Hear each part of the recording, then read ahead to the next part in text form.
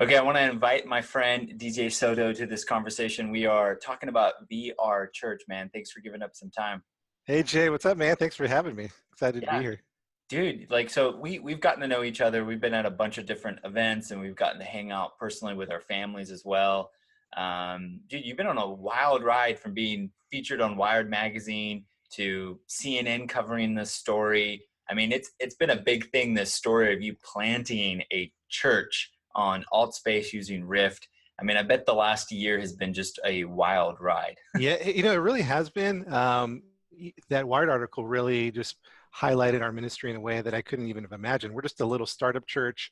We're the first church to exist entirely in virtual reality. So we planted deep into this virtual worlds, and it's been amazing. Been a lot of fun. That Wired article was a blast because it just talked about our story, and it was written by an atheist. I mean, that's just a little side note. It was interesting how she kind of chronicled our journey and visited our church, and was actually positively impacted by it. But yeah, I mean, the Wired article led to the Today Show. We were on Megyn Kelly. Oh yeah, I totally forgot about the Yeah, it Today was Show. like a 2 to 3 minute, little package they did, and then CNN, and then a bunch of radio and podcasts. It was on an Australian radio show for an hour, and Russian newspaper. Yeah, you name it. It was just, it's been a lot of fun to tell our story because it is a unique story, and there's some amazing things that are happening. And so, yeah, we've just been blessed, and it's been interesting. The reaction has just been a lot of confusion. What is this? And then negativity, and then positive comments. So it really encapsulates the whole spectrum of how a reaction would be. So yeah, that it makes sense. And I know that's actually kind of where we kind of hit it off, was a lot of the stuff that online ministries have dealt with over the last 10 years. You kind of stepped into this kind of confusion, but you were kind of this extreme. And so maybe an online ministry might have this tension where they can kind of justify certain things. You were doing complete outreach online in this full VR mode. And I mean, so as you were talking to churches and kind of engaging, what do you feel like the split was of people being pro versus against the whole thing, the tension from ministry? I think at first it wasn't even a pro con. It was just like a what? You know what I mean? Like, what is this? So I feel like churches, they just got their website going and their social media. And now there's this whole, online streaming or online campuses. And now there's this whole realm that's coming out of nowhere. So I think it's confusion, and it is tough because for any other media expression, I can show you an example. Check out this website, look at this social media page, watch this online broadcast. But for VR, you need a virtual reality headset, and not everyone has that. It hasn't. It's still in the early adopter phase of a technology's diffusion of innovation. And so that's been the challenge, really. I can send you a picture of our church. I can send you a video of our church, but it does not do the justice of what it would be like to be in a full immersive virtual reality with avatars walking around. Almost like the movie Spielberg just did, Ready Player One. Ready Player One, Inception, Matrix. Those are the movies I throw out to people just to jar a little because they get the idea of a VR headset, but they don't understand the full concept of what it is.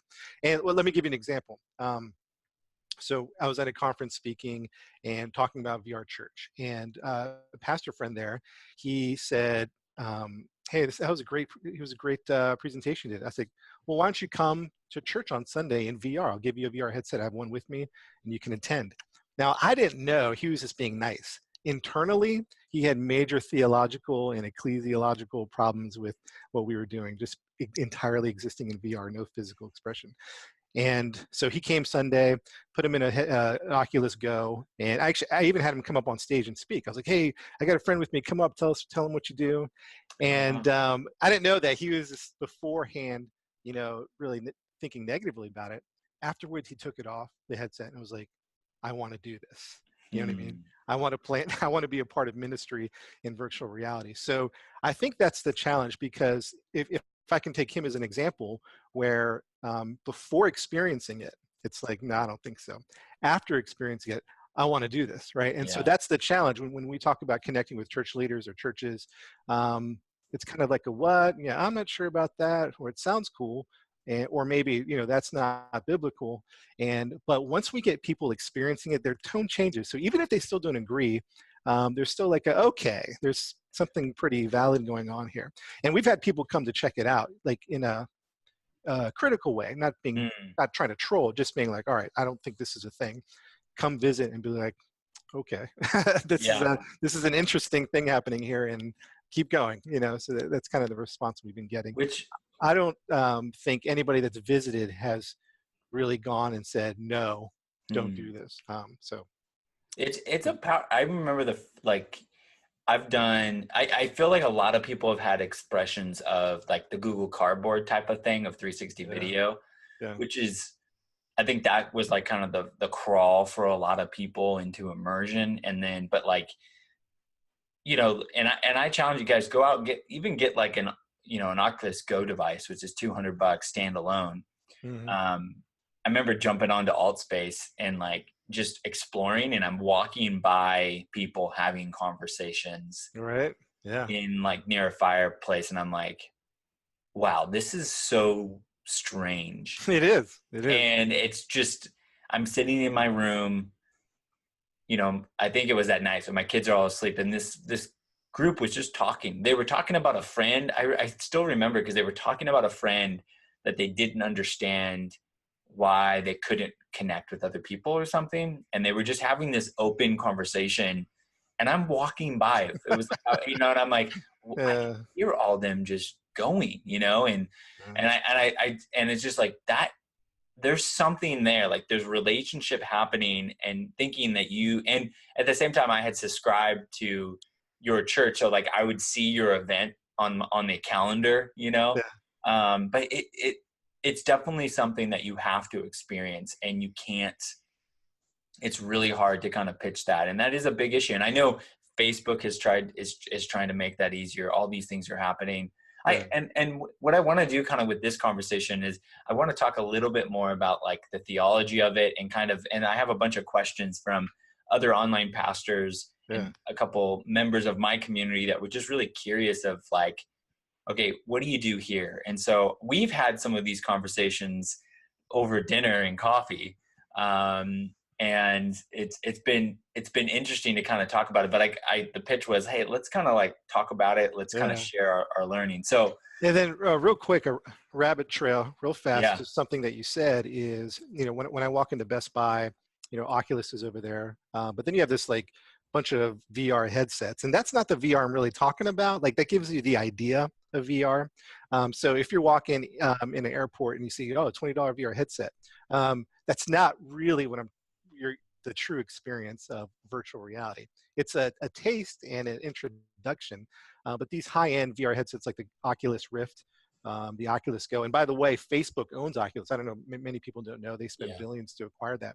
And that's a whole other conversation about why would the largest social platform get into hardware. So there's that vision that they see of the future. But I would love to talk the theology about it, the ecclesiology of it.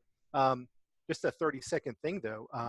It's like, for me, it's been an evolving thing. So, and this is like 10 years and 60 seconds. But, around 2004, my wife and I left the church. We were just in some circles that were wonderful people, but there was definitely a legalistic element there. And so we didn't go to church for a long time.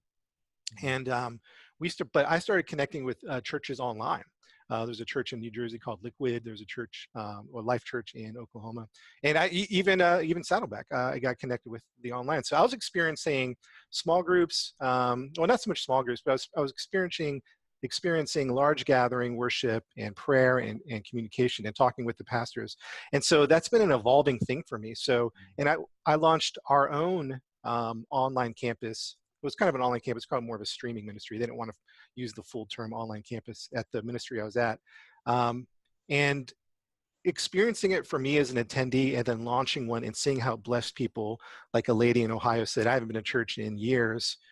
And I'm just so excited to be here at a church. And this was like 2010.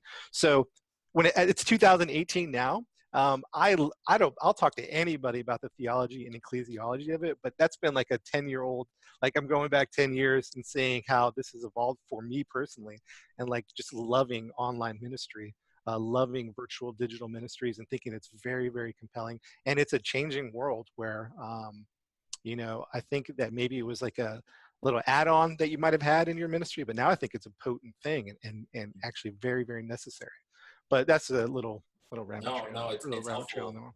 No, it's definitely, yeah, it's just funny how it's similar type of arguments and things that I've heard and comments that I've kind of encountered.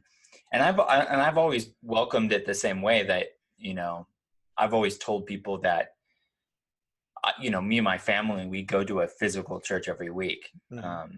And so there's no way that we are like, I don't see this as anything we're doing online. I don't see this as hurting the physical church. I Right, think right, the physical church is not going anywhere. right.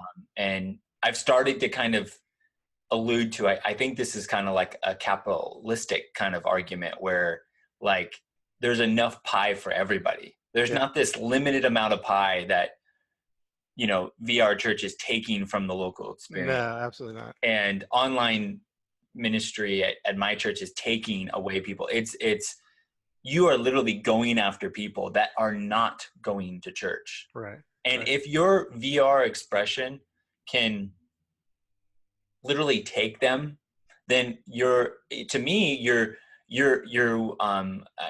don't know the nice way of saying this, but your connection strategy is terrible. Like whatever you think is the more valuable, you're not doing it well. If this digital expression can compete with it, essentially. Right. Right. So Yeah. so I feel like I understand the merits of the argument, but I don't understand why there's not enough people going to church. There's not enough people coming to Jesus, and we're really gonna criticize and say it's not valuable for people to do outreach and do church online in any way. Right. Like I'm like, right.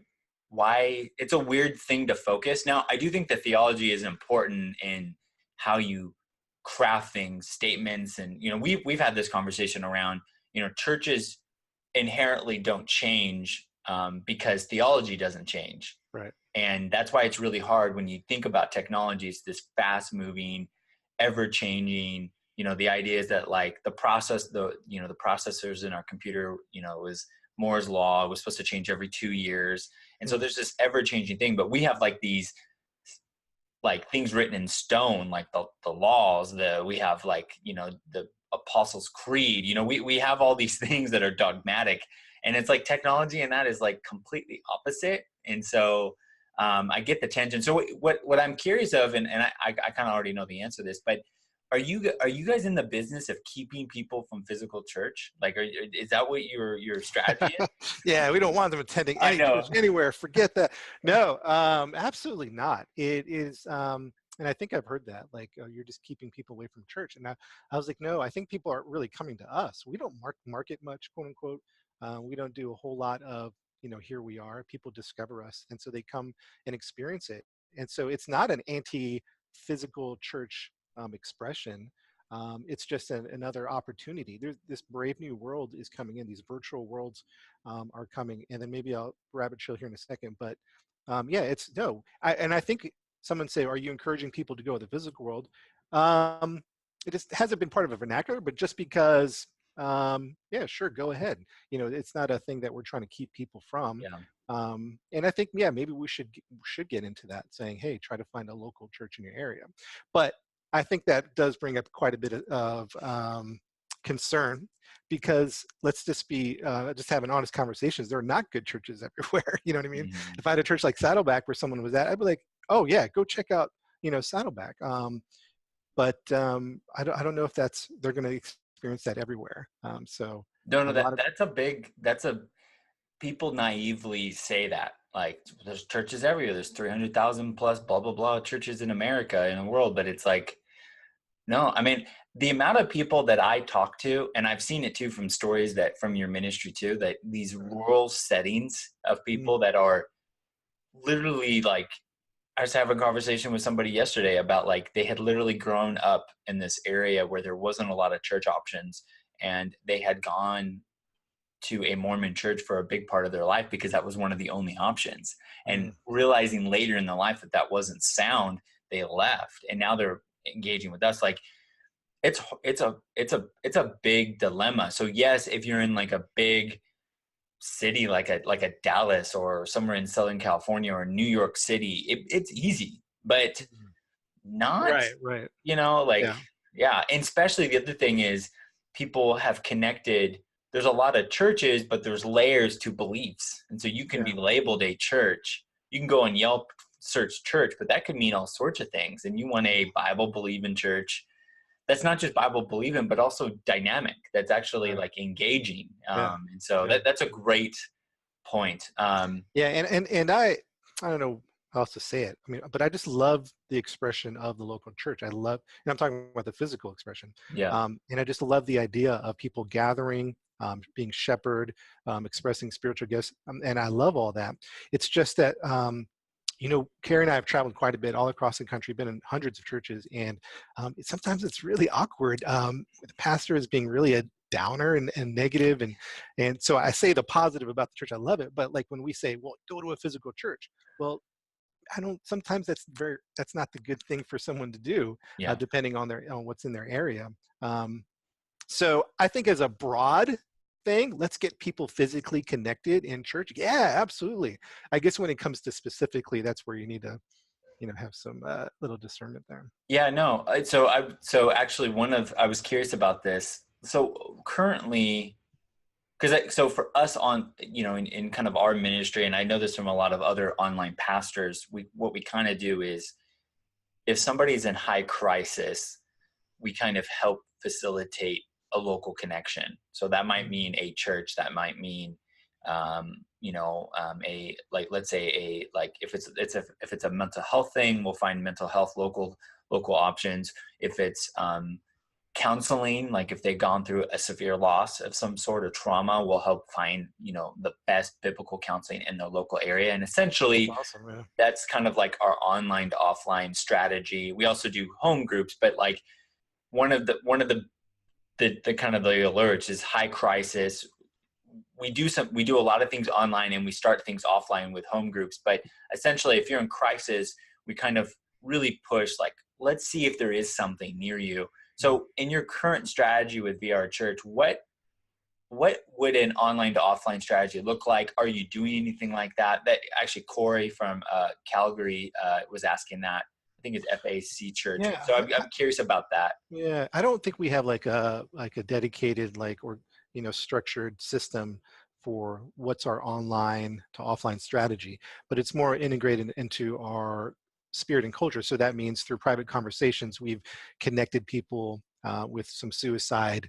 I think it's Gotcha. suicide help, national hotline, some other. So there's that effort as a body, as we're shepherding, as we're encouraging each other through those conversations. We realize the limits of our ministry in virtual reality, and we say, okay, let's help you get connected physically with counseling or this crisis situation, which has happened a couple of times. And then also sometimes it just happens serendipitously in the sense that one guy, I don't know if I have the story 100%, but he was like an atheist and he got connected with our church and realized he really had some hurts with, I think it was a Catholic church that he was involved with locally. And so he actually went back and had conversations and apologized and whatever, there was a relationship mended from that. So he came connected with virtual reality church and then went back into his physical Oh, expression wow. to mend. And I think they're having good conversations as far as, he's been telling us. So it's not so much a strategy or a written document as much it is just us being aware of when that needs to be active. So if someone Yeah. says, I need to find a church in our area, dude, we're 100% on that. Yeah. But yeah, so. No, that makes sense. And we've had very similar things where people will engage with our ministry for a year, and then I'll get this long email around like, thank you so much. We've been engaged, but I think, I finally realized I need to be going to this church down the street. And they think of it as this bad thing. Yeah. But Yeah. we've been a part of kind of introduce really maturity of like, here's why. And sometimes, and that's the hard part, is that there's a lot of churches, but not all of them are equipped to handle people like that. Yeah. And it's like mental health. Like mental health is a real problem in America. In churches, there is a stigma. And Mm-hmm. how do you engage that? A local pastor might not have the skills, but our church or larger churches might be more trained to kind of engage that, and even, be aware that there are government resources. You can go to, you can find different options, and even talking about it like that, they're not like that there is something wrong, and we can help them. I mean, those are things that typically the larger your ministry or the more educated you are, maybe the more you've been exposed to certain things. Doesn't mean you're better. It just means you might be able to have that conversation. And, I kind of jokingly talk about it that a lot of large online ministries kind of get the misfits from different churches. Like I've had this with different parents. I've had this unfortunately, from many members of our community where they have kids that are autistic, and the local church literally says, we don't want your autistic kid here because it's disrupting the service. Wow. And that's because that literally the kid is disrupting, and that local pastor is not equipped to handle this autistic kid. They literally don't know what to do. And because that does take a lot of training, and it takes a lot of knowledge and experience. And so what happens is, like in this case, this individual started a home viewing service with other autistic parents, and they were watching our services online. Love that. And so, like, ideally, I would say, yeah, I want them to go to that local church, but that local church has pushed them out. Right. And so, and there's two steps. They can engage with us, or they can engage with us for a season, and then maybe what they can do, take some of our stuff and help bring something. So it isn't this right or it honestly, it's kind of like a political thing where like each party has its pros and cons, and it's really hard to kind of align. You can go like, oh, I love the small government on this, I love the compassion on this side, and it's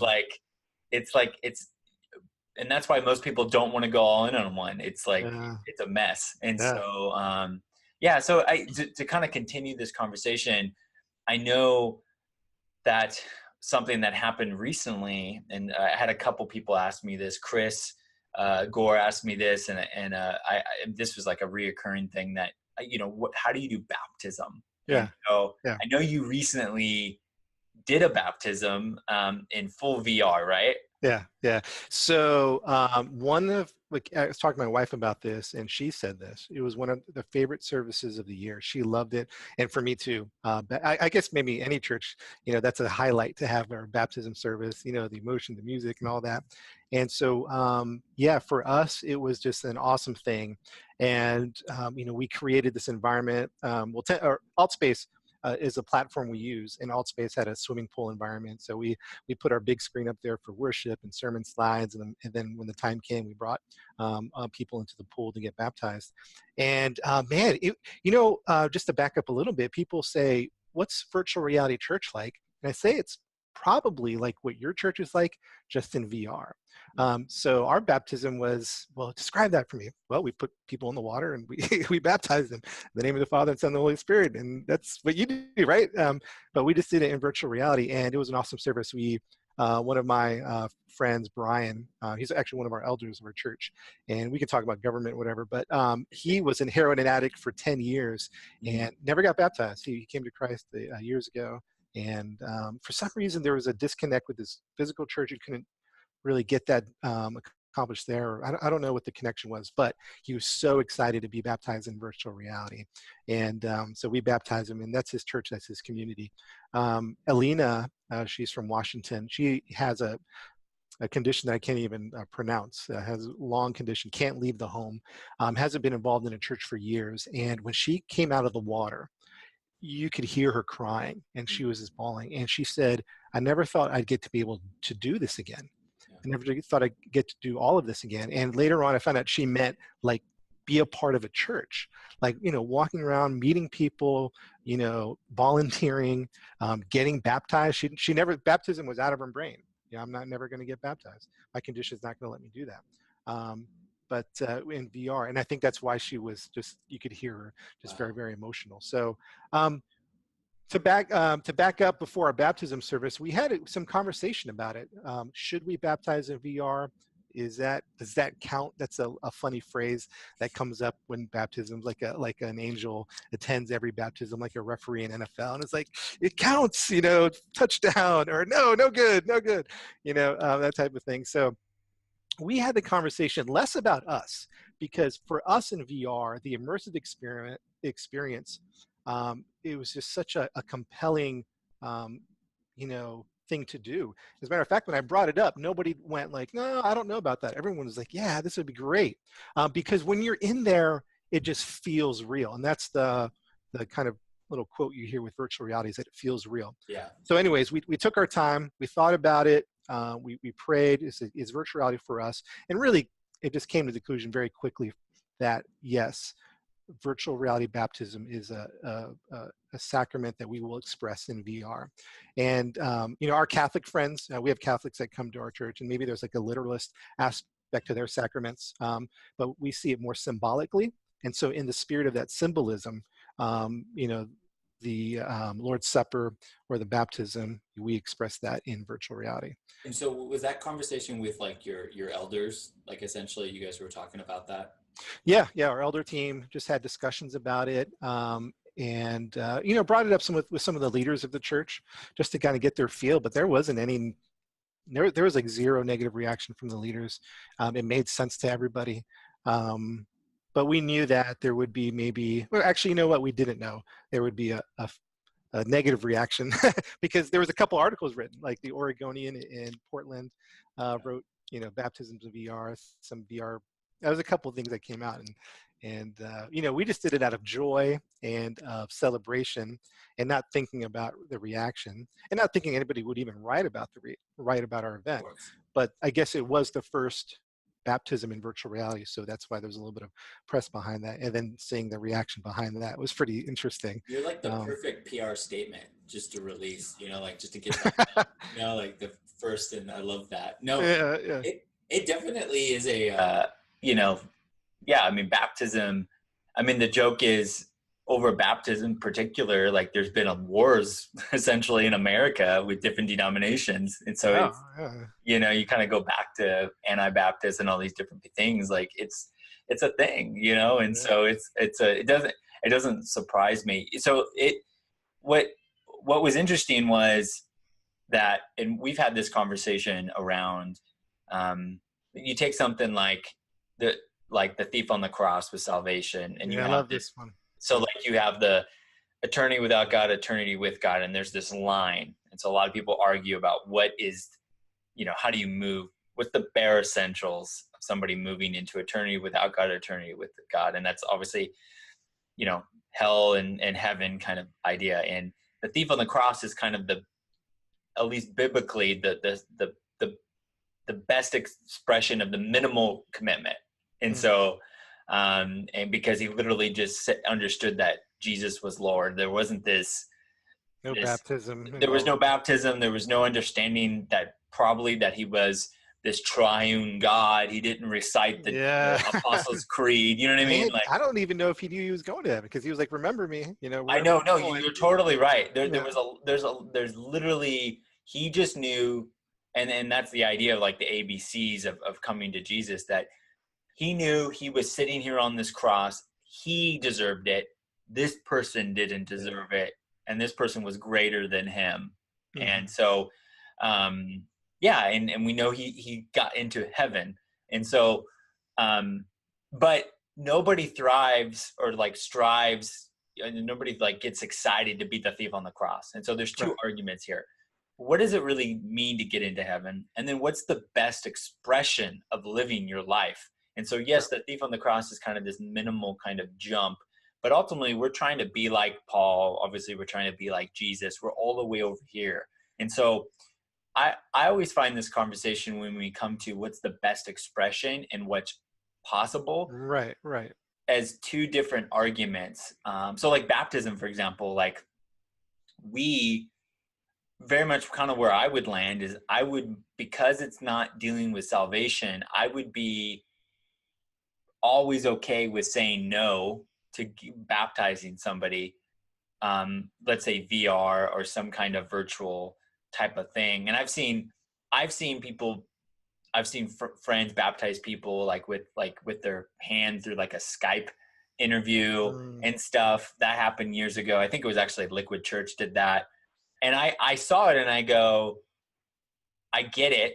And that's where I go, I think there's something like with what you're doing and what you guys have done and what like Liquid did years ago. I think there's something there where I go, you know what? I think that's theologically sound. I think you can make an argument that it's like, it's not wrong, but I would always lean towards that best expression where, and this is what we do, is that we train people locally to just baptize. And so like last year we had this past year, we've had about 18 baptisms remotely, essentially part of the online community, where we just train people. But so like, that's kind of where we float. Does that, when you hear me say that, do you go like, you know, you're wrong? I'm just curious, like, what pops in your head? No, I think let me just broaden the answer for you. Like any controversy that would come up, like, for me, it's like yes to both. You know what I mean? So I don't think it's a wrong thing. I guess I just don't think about the physical world so much since I'm so immersed in VR. I don't go, all right, well, you shouldn't do this, you shouldn't do that, like looking out physically.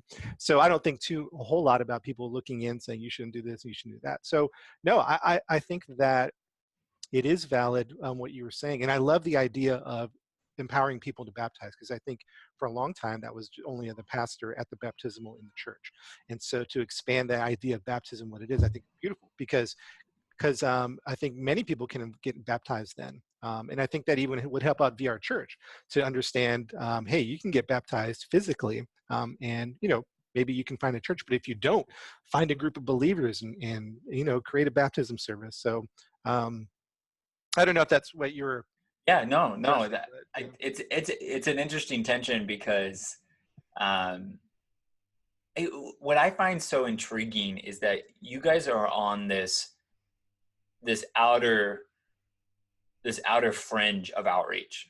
Yeah. And it's arguing that we should treat that outer fringe like everything else. And not that there's different, you know, it's that gray of that permissible possible. And so, and that obviously the Bible lays out that I have all this freedom in Christ. And most of the New Testament, actually, Paul is writing, if you think about like some of the most controversial verses in the Bible, it's usually around Paul talking to women. And one of the problems is when culturally what's happening there is like in Ephesus, for example, they come to Jesus, they have complete freedom. And Paul's actually reminding them, hey, by the way, yes, you have complete freedom, but understand you are scaring culturally everybody regionally. And it's actually hurting. So yes, you might be permissible, or it might be possible for you to do this thing over here, but understand, I think I actually want you to kind of be a little bit more reserved. And I think about it as somebody who comes to Jesus in let's say in the Middle East, in Saudi Arabia. You can't all of a sudden take off your cover and just start walking around. It actually it's going to hurt your case. In this case, very bad idea. Yeah, it's a bad. There's other reasons why it's a bad idea, but but in this case, like I think there's some things you're doing that I go, I think I'm okay with, but it doesn't mean that you're not trying to like move people to physical. It doesn't mean you're trying to compete with physical. It means like you're literally dealing with the fringe outreach type of people. Like your stories of people coming to Jesus are real stories, people that aren't coming to church. And it's like to think that traditional church down the street is just going to work. It's like, no, like you're totally missing the people you guys are reaching. And like people, that's why like when I went on Alt Space, I remember the first couple of times, you know, I'm walking by and people are just swearing, you know, and I'm like, and I was just like cracking up, like you're telling people to go try out Alt Space, and I'm like, oh my goodness, they're gonna come in, they're gonna just leave. And you know what? And I don't want anybody to take this the wrong way, because it's not meant in the spirit of negativity. But I just don't think about the physical church as far as in relation to virtual reality church. I think about the physical church in many other ways, but as far as our ministry, we're fully immersed in it. We're giving our all to it. We're shepherding, we're leading, we're empowering, we're doing all these things. And my brain isn't going, okay, but did I get permission from, the physical church to do this or that? Just because we're involved in the ministry there. And going back to my pastor friend, like he was this, whatever he experienced at VR Church, it was just so compelling to him that he wants to get involved in VR ministries. And so there are real relationships happening. There's real ministry. There's real lives being changed. We're preaching. I mean, we just go section by section through the Bible. We went through Luke. Now we're going through John. This is a very, expository experience. We create environments for that. And so, yeah, I don't know. I'm kind of getting off on it. No. You said expository. I love that you said expository. You just made a lot of people. Made people. All right, Shane, you get a little check. So okay, so like during this whole podcast, there's like ratings go up and down. Yeah, you can say like John MacArthur, John Piper. You could just have the voting thing, the real time voting. So question, like I've heard this from a couple people, like really, what is VR Church's like discipleship pathway? Like really, what does that look like? Because in a traditional type of model, you have like weekend services, you have classes, you have small groups, you have serving opportunities, and you have some kind of mission program. Like and I know you guys have planted this, so this is a project of planting and kind of going, and you're actually just this past week or this upcoming week, you're planting a Europe VR church. So you're doing a lot of this, but what does the discipleship pathway look like for somebody being part of your church online? Well, real quick, discipleship, because when we were talking about the physical, there's one thing I forgot to mention is what we're working towards is, we planted deep in virtual reality, and now we're working our way back out physically. So what does that mean? So I connected with a guy in Washington, D.C. He owns a VR arcade in Michigan, Detroit, Michigan. And we got to talking, and later on I contacted him. I was like, dude, let's have VR church at your arcade. People could come in during our service hour, get hooked up to the VR, experience virtual reality. So we're working, and this is kind of like, we haven't talked about this much on social media or whatever, so you're the first to hear it. But what we're working towards is planning churches in VR arcades. It's just an experimental thought, and we're going to experiment with the one in Michigan. And so there's this idea of, okay, physically, what are you guys doing? Well, we're going to meet up in an arcade, coffee, donuts, the whole little pre-church thing. We're going to go inside VR and experience virtual reality church, and then come out and gather. So just a quick side thing about what are we doing in the physical world. That's kind of where we're going. So it's kind of like a multi-site in a sense, like a pop-up multi-site. And you mentioned our second church plant that's coming up on Sunday, and that's kind of like a multi, to borrow a term from the physical church, that's a multi-site as well. So discipleship pathway, and that's, I think it's very important in the life of any church. So for us, one of the main things we encourage people to get to is connected with our Discord channel. Because the life of VR church is large gathering on Sundays. We have VR life groups during the week. And then when we're offline or out of VR, there's Discord. So people who are not familiar with Discord, it's like like the old AOL chat rooms from back in the day, but a modernized version of it. A lot of guilds and gamers use it for their MMOs. But, I was gonna say, I know it from Twitch. I know like a lot of Twitch streamers use Discord. It's a big part. Yeah, and it's a great.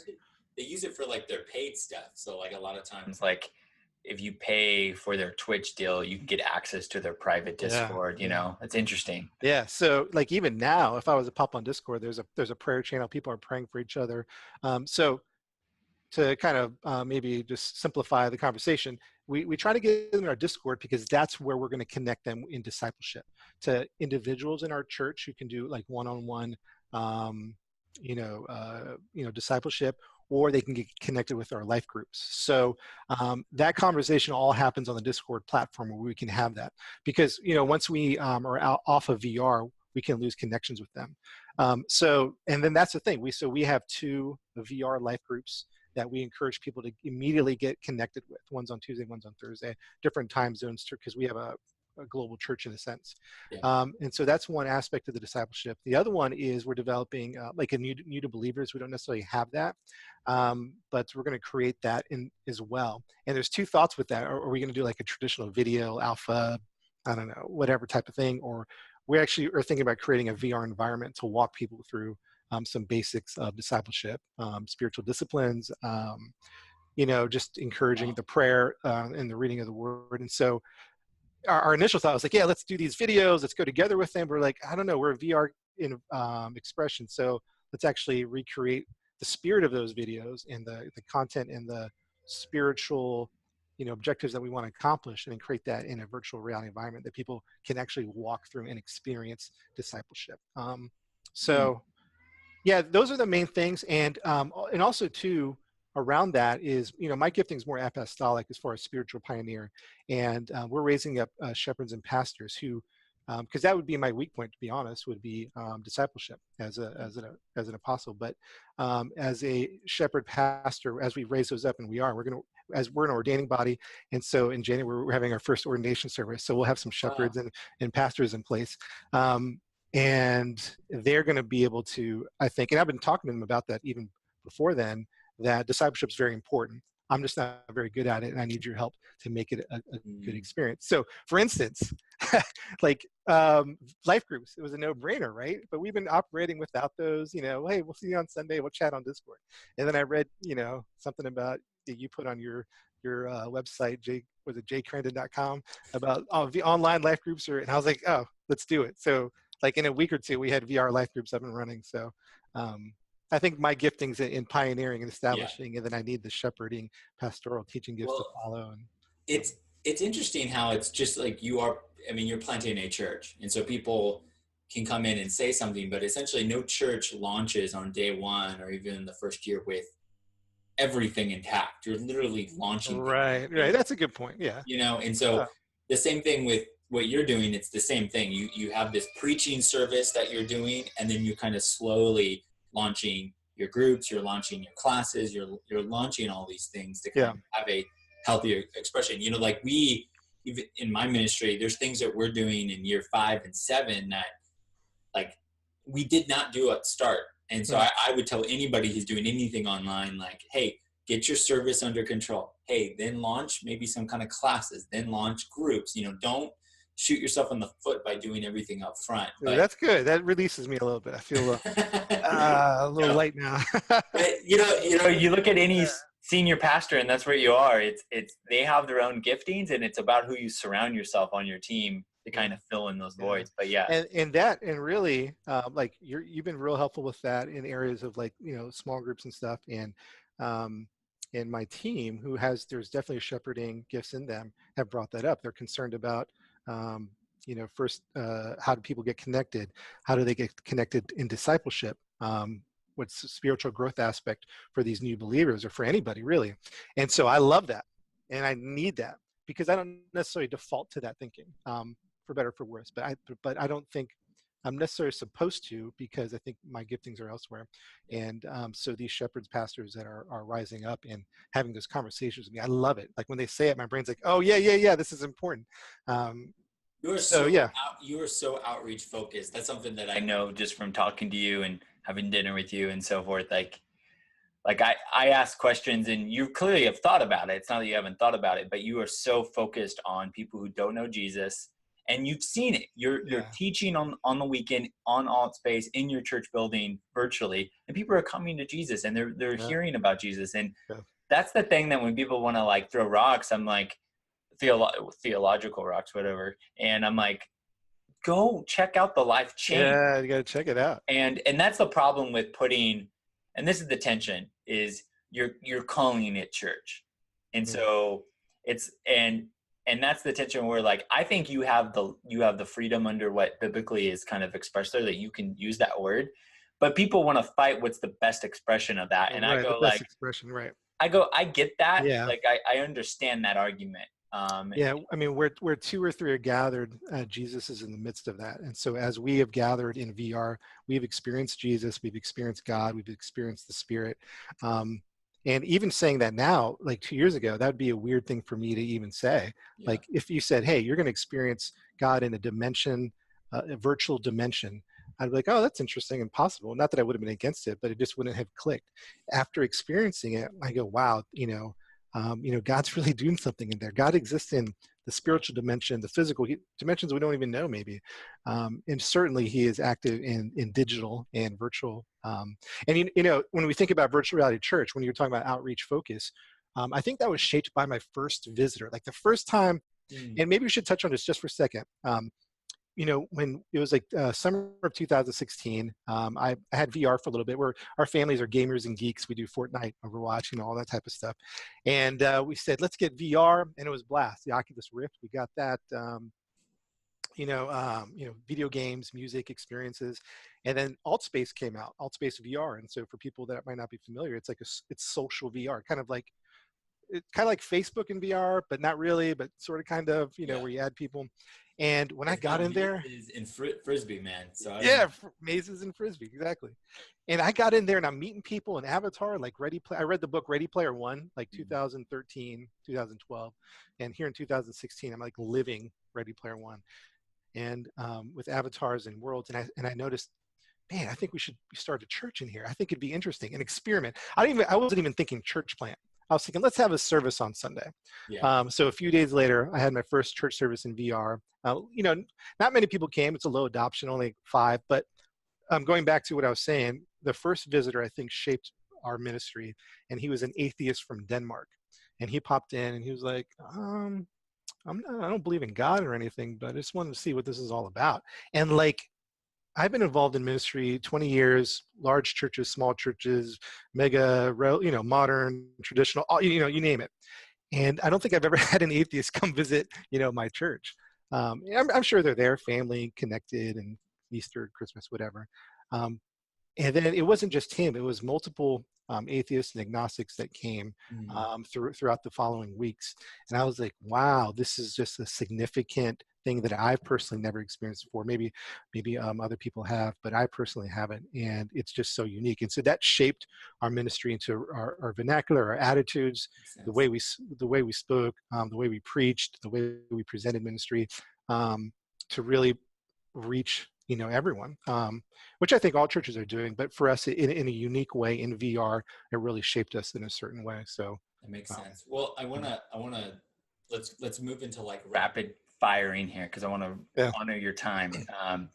So a couple questions here. So let's keep these answers to like under like 2 minutes or so, because I know you and I like to talk. So so we've done a lot of talking over the last year to each other. So James from Highlands Fellowship says, so does VR offer more or less connection from what other online campus models do? So like, how would you distinguish most online campuses in VR? VR is extremely immersive. And there's a couple thoughts before I kind of get to the question. I think that VR is going to influence the church more than the church is going to influence VR. I think there's something about this technology. People are calling it the fourth paradigm, computing paradigm. So you had in the first paradigm, text interface, DOS, whatever. The second one was graphical with the mouse, graphical interface. The third one is a smartphone. And then now we're moving into this fourth computing paradigm called virtual reality. And this one's in particular very unique than the other ones, because now we're inhabiting these virtual world and experiencing things that we've never experienced before. And so, as a matter of fact, some people are calling, we're entering the experience age. We're leaving the information age and we're transitioning into the experience age. And that is virtual reality and augmented reality. And I don't know if people know how much, I'll get to the question, but how billions of dollars are being spent by like Facebook, Google, I mean, you name it. There's a lot of money being spent on VR and AR that hasn't had its full fruition, its final product come out yet. I think it's like in the early, like the first couple iPhones, I think you're just working through that. We wouldn't want the second iPhone. Who would want to use that right now? But we're kind of like that in VR. We have a functional, compelling experience, but can you imagine 10 years from now? But it is very, what's the difference is it's very immersive. So real quick, I have this quote. Let me pull this quote up from Wired magazine talking about VR. And I'm just going to read it real fast. It says, social VR is not just more immersive than any digitally mediated communication we've ever experienced, but more affecting as well. The experiences we have virtually, from our reactions to our surroundings to the quality of our interactions, are stored and retrieved in our brains like any other experiential memory. So we're experiencing something. The church is, if and when the church goes into the experience age with VR, it's going to be awesome, because as online campuses transition into virtual reality, and I'll throw this out there, I think churches, especially those that have adopted the online campus model, that one day you're going to have a virtual reality campus. People are going to want to come to your church in VR. And just a real quick story about what it does to our brains and how we experience things. I went to what was it? The Cavs versus the Boston Celtics. Took my son to a game over there in Boston, and LeBron was playing, and we went down to the floor and we were watching them warm up. And I turned to my friend, I said, "Oh yeah, I've seen LeBron warm up before." And then like 10 seconds later, I was like, "Oh, you know what? I didn't. I saw him in VR." So the way VR does, and for better for worse, and there's studies being done, is that my brain fired up images of LeBron practicing before. But it wasn't, but it was completely in VR. But anyways, I don't know if that was 2 minutes, but that's did I answer good. the question, or did I No, go you off? did. You did. I think that immersion type of experience, and I've heard this, a couple other people were talking, like Aaron from CCV and a couple others, George from Salem Lutheran Church. Actually, he's planting something in Houston now, but they were kind of talking about this idea of like, okay, there's the novelty aspect of VR, of like it's new and it's coming, but also like, what is it ultimately, what's the value it adds over like a chat type of expression? And I think it's that immersion type of experience. I've done that. I've watched the VR. It's actually really cool. Like if you go on to, I think it's Next VR is their sports app. Oh yeah, that's and fantastic. It's like, even on Oculus Go, which is it's probably a tenth of the power of Rift, processing, but it's still like I can sit there. And it's funny, actually, one of the experiences I got the chance, one of my friends took me to a game. I think it was game 2 of the NBA Finals last year. Oh, nice. Yeah, so I got to go to game what a 2. good friend. Man. I know, amazing friend. Yes, amazing friend, and amazing experience. But I think the Steph Curry broke the 3 record for, I think, in a finals game. But anyways, I went back and I actually watched the game in VR. And it was really interesting to have these 2 parallel experiences, and it was very similar. Yeah, Stephen Curry runs by you when you're like at the 50 or and the positions. There's these angles. Now, there's still, and if you watch any of like the keynotes from like Oculus, they're trying to get better at the range of motion of your eyes. They're trying to get better, resolution. They're trying to do all that, because there's some things that they're still processing. Even like they're starting to track your pupils, in your eyes, so they can reorg stuff. It's kind of like, that's the thing. This is the birth of the technology. We're in the really early stages. If you take anything, the computer, the telephone, the automobile, we've just birthed this idea. I guess VR has been around, but as far as go to Best Buy and get VR, this is like, the beginning of that. And can you imagine because Altspace is a little bit cartoony, there's robots and humans are blocky or whatever, but there's robots. I love how you just say that. Oh, yeah, there's robots. Yeah, I'm a robot. I'm a white robot. But can you imagine when there are demos of realistic skin tone avatars that look very, very realistic. And 10, 15 years from now, when you just can have a complete exact replica of Jay Kranda walking around, and maybe you could make your avatar available, and then there's 20 Jay Krandas, for Jay Kranda Day, which we will make happen. Okay. Well, I would tell, and I've told this to most online pastors and just general pastors that are talking about this. One of the most compelling experiences for me, specifically with Oculus Go, was I had a meeting with 3 other people in an Oculus room. Yeah. And you're sitting there talking, and the weirdest thing is so on a Zoom call, which I spend many hours a month on Zoom, I can mute, I can kind of look around, I can kind of engage and kind of disengage at the same time. But the funny thing with Oculus rooms is I'm literally looking away, or if I see somebody looking away, I know they're not paying attention.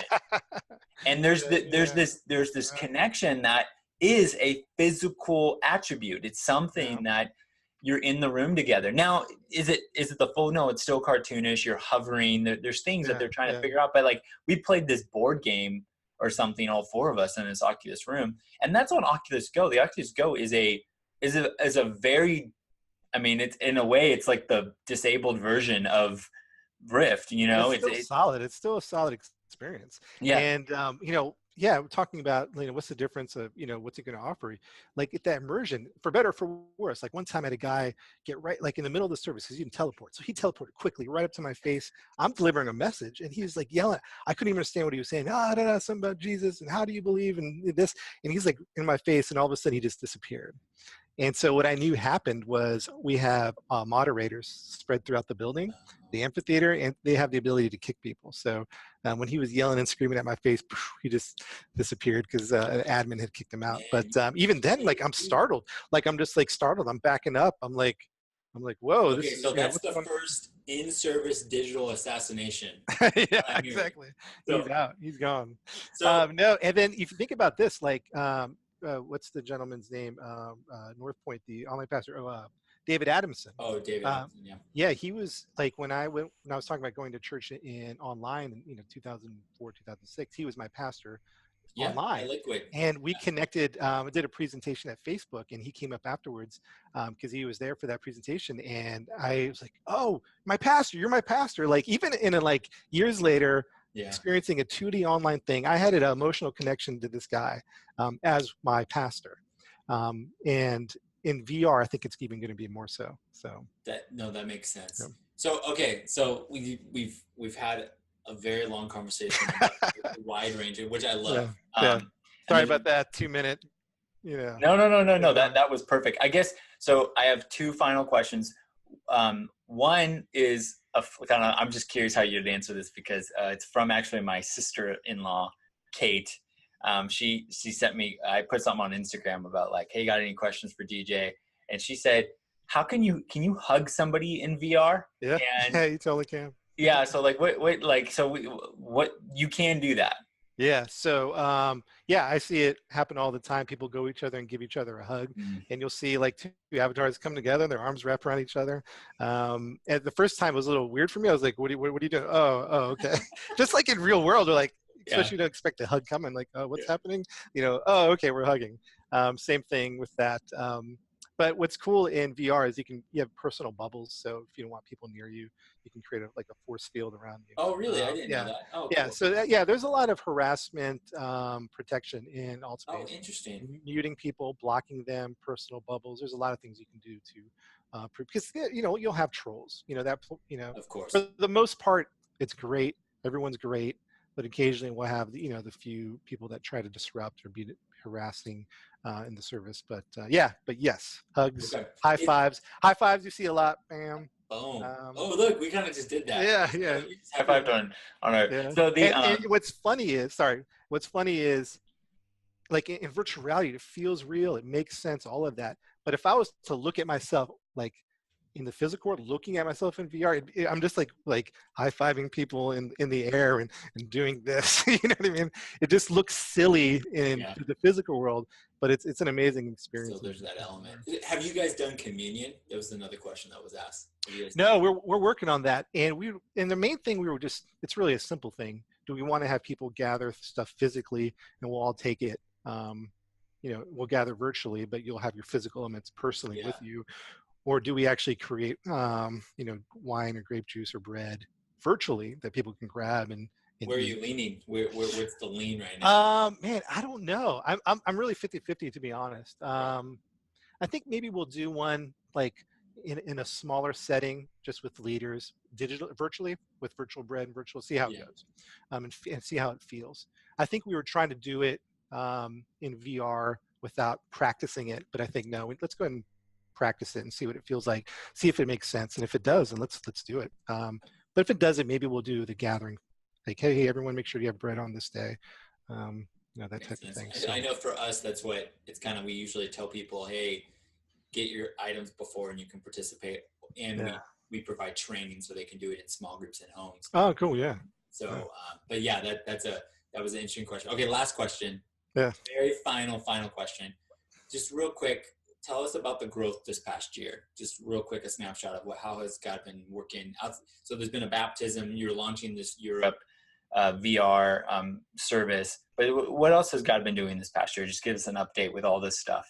Yeah, you mean the church or me or the everything or? I think just the church. I think the church, and then obviously that can lead into you. But I was just curious. I guess this can lead into how we can be praying for your church. Yeah.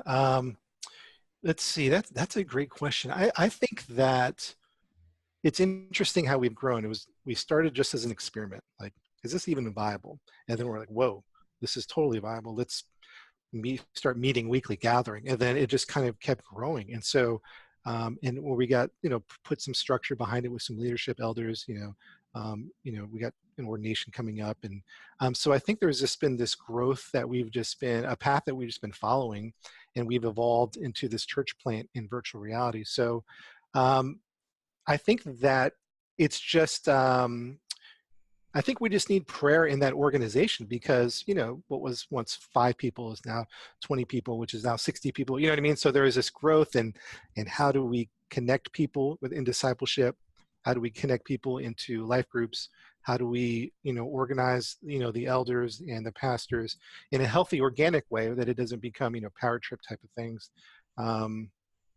Yeah, I don't know. I guess to pray for us like you would any church plant, in how we're reaching people, and in the leadership, and I'm trying to think of some other things, but no, that's perfect. And my hope is, if for those who are kind of have stuck around for the end of this, is that you have kind of understood more kind of how DJ and VR Church has been approaching this. Also, I want you to become an advocate for those who are watching this or listening to this, of helping kind of both pray, but also like move this conversation, because I think just because you are doing something here doesn't mean you're devaluing the physical and you're valuing online. And so it's this either or type of conversation that I think it's a both and approach. And so I know that about you because I've had coffee with you and we've talked about this, but I think a lot of times the news headline that kind of gets thrown out there is like, yeah, that's true. And I didn't think about that, how in a media sense it does look like we're trying to replace in some of the ways reporting. That's just that whole like tallest blade of the grass gets cut thing, is that you got all this this PR essentially so quickly, and I know that's not what you and your wife and you guys are doing.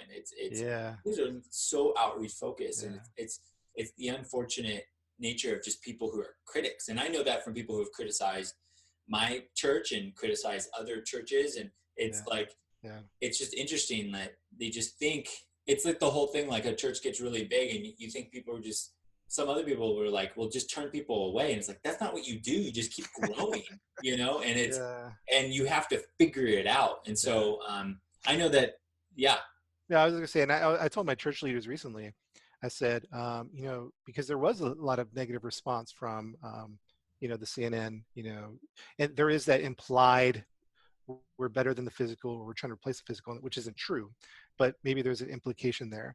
But so I told my leaders about the criticism, I said, hey, it doesn't bother me at all. And I don't mean that in a like, I don't care, type of way. Just, I don't know. I'm just I see every Sunday, I see what's happening. We're experiencing this community of faith, Christ, the Spirit, and I'm just immersed in that. And so anyone that's just kind of negative about it, and I kind of grew up in church where there was always something to be upset about, right? Everything, the proverbial rug, and then this speaker and Billy Graham this, and there's always something to be angry about. So I think I've been, if I hadn't grown up in that whole, environment, I'd be like, oh no. But I'm assuming that there's somebody upset about virtual reality church, and so. Well, I want to thank you, DJ, for giving up some time and kind of engaging on this conversation, talking with me, and sharing it with others. So I want to, if you are interested in checking out VR Church, go to vrchurch.com. And I would definitely say buy an Oculus Go device. It's $200, not that much, and attend a service on a Sunday. Yeah. I would say probably Virtual Reality Church on Facebook is where we're most active, or kind of bare bones, but Virtual Reality Church on Facebook is a great place. Yeah, you do great updates and stuff where you do like a Facebook Spaces. It's a pretty cool kind of. Yeah, that's fun. It's a sweet thing. So anyways, thanks DJ so much for hanging out. This has been perfect. Thanks, All right, man. thanks, Jay. Appreciate it.